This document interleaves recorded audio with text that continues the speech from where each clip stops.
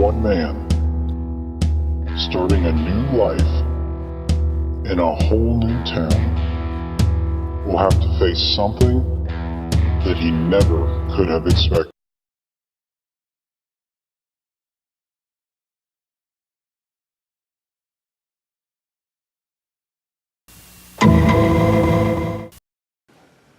Hello, my name is Arthur Southern, and welcome to Eduroam Exposed. And unfortunately, the scenario that you just witnessed is all too common around Clemson University. This issue is mostly due to Wi-Fi and Eduroam itself, the provider of Clemson's Wi-Fi, which many of you already know and don't love. Now, I've simplified the major issues of Eduroam down to two main points. One of those is, of course, the signal, and then the other is the speed. Does it really do what it's supposed to do? Or is it just another sad excuse for us to waste our money on Clemson's tuition? So I've interviewed several people from around Clemson University who are about to give you their opinions on Eduroam. What is your opinion of Eduroam? It's the aliens. They put it here to drive us crazy! It's like so much slower than my internet back home. It does alright. I don't really have a problem with it. Have you had any issues with Eduroam in the past? Every time I try to update my conspiracy website, it just disconnects. But that's the government, man. That's the government! It's like so slow that I can't update my status. I mean, people need to know that I just got my hair done. Well, it's not that fast, but I don't spend much time on it anyways. In your opinion, what is the most frustrating thing about Eduroam? How am I supposed to tell the aliens that we come in peace if I can't use the internet to translate it to their language? It like takes so long to load. I mean, how am I supposed to check my Twitter, Facebook, Tumblr, Snapchat, Instagram, Pinterest, Flickr, Vine? Well, getting connected initially was annoying, but since then, nothing really. If you could convince Clemson to fix one thing about Eduroam, what would it be? I just wish it covered more outside, like on the sidewalks, so that when I go out at night to watch for extraterrestrial light patterns in the sky, I'll still have connection. It needs to be faster. I just don't have time to wait around for Eduroam. Well, I don't really see an issue with Eduroam. So as you can see, opinions may vary from student to student, but the majority of the students that I interviewed agree that Eduroam is simply not what it needs to be. Clemson University currently has around 16,931 undergraduate, 4,200 graduate, and 973 faculty members.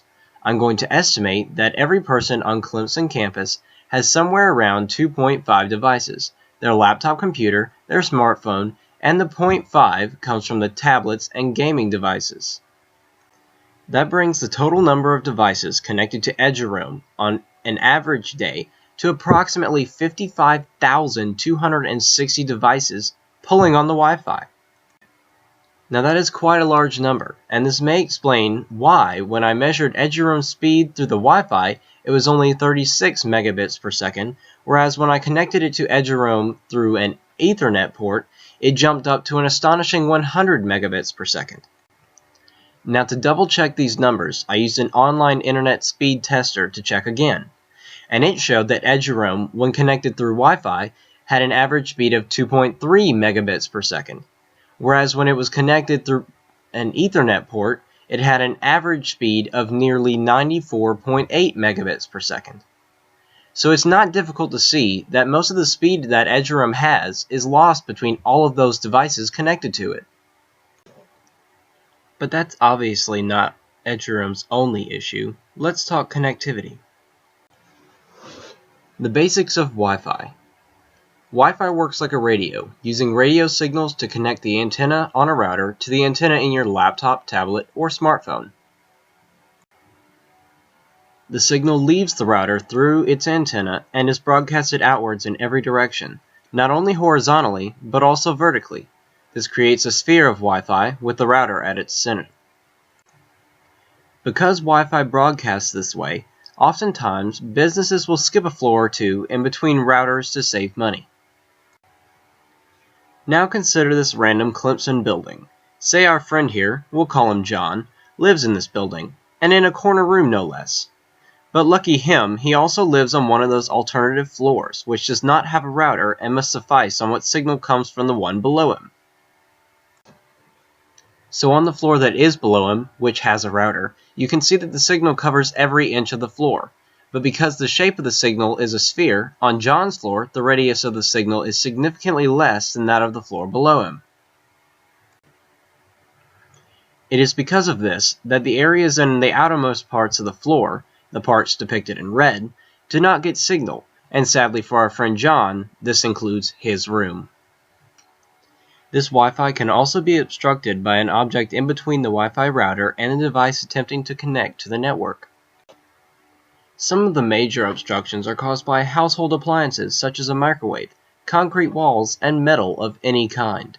This is why in a certain dorm room with aluminum walls, it is very difficult to get Wi-Fi signal.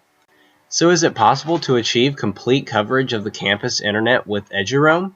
Of course it is, but only if Clemson were to basically tear down every building on campus to simply rebuild it with less Wi-Fi obstructing materials, as well as adding many, many more routers at distinct locations around campus. So will this ever happen? Probably not within our lifetime.